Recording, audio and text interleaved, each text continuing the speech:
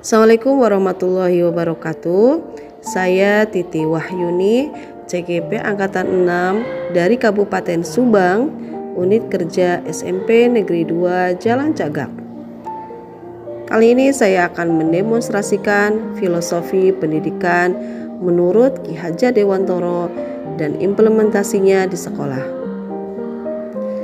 Menurut Ki Hajar Dewantoro, pendidikan bertujuan untuk menuntun segala kodrat yang ada pada anak-anak, agar mereka dapat mencapai keselamatan dan kebahagiaan yang setinggi-tingginya, baik sebagai individu maupun sebagai anggota masyarakat.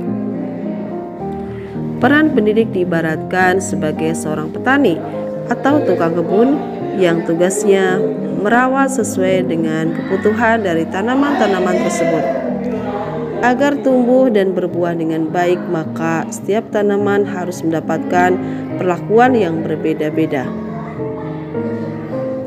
Artinya bahwa kita seorang guru harus mampu menerapkan metode belajar yang bervariasi yang berpusat pada siswa sesuai dengan kebutuhan mereka. Ki Hajar Dewantoro juga mengingatkan para pendidik untuk tetap terbuka dan mengikuti perkembangan zaman, namun harus selektif karena tidak semua yang baru itu baik. Indonesia juga memiliki potensi-potensi alam dan sosial budaya serta kultural yang dapat dijadikan sebagai sarana sumber belajar. Ki Hajar Dewantoro menjelaskan bahwa dasar pendidikan anak berhubungan dengan kodrat alam dan kodrat zaman. Kodrat alam berkaitan dengan sifat dan bentuk lingkungan di mana anak berada, sedangkan kodrat zaman berkaitan dengan isi dan irama. Kodrat zaman bisa diartikan bahwa kita sebagai guru harus membekali keterampilan kepada siswa sesuai zamannya, agar mereka bisa hidup, berkarya, dan menyesuaikan diri. Misalnya untuk menghadapi abad 21, maka kita harus membekali mereka dengan keterampilan yang dikenal dengan C4. C yang pertama adalah kemampuan berpikir kritis, C yang kedua adalah kreatif, yang ketiga adalah berkolaborasi, dan C yang keempat adalah kemampuan berkomunikasi.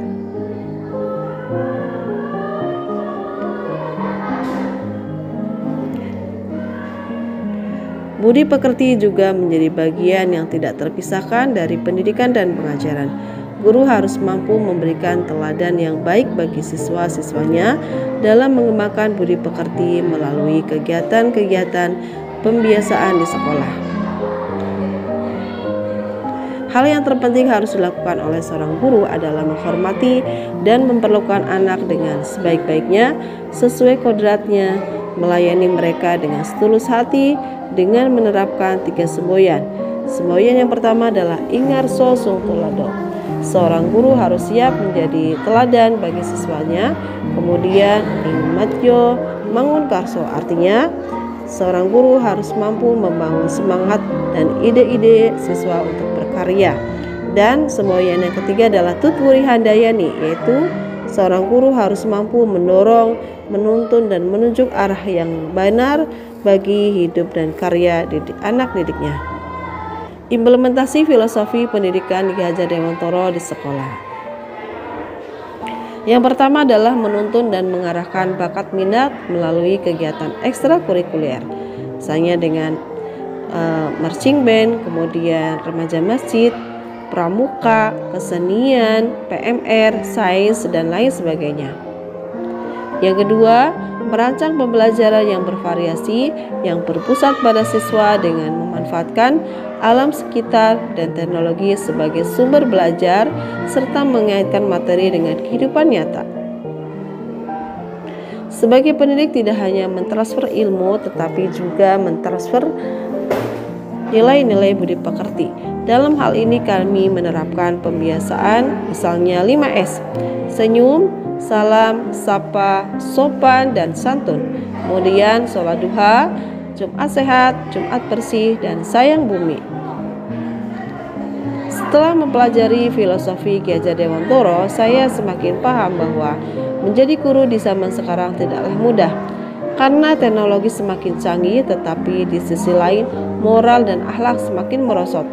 Untuk itu, sebagai seorang pendidik, saya harus terus belajar, bersikap terbuka, dan selalu mengembangkan kompetensi sebagai guru dengan mengikuti berbagai pelatihan, seminar, dan pendidikan.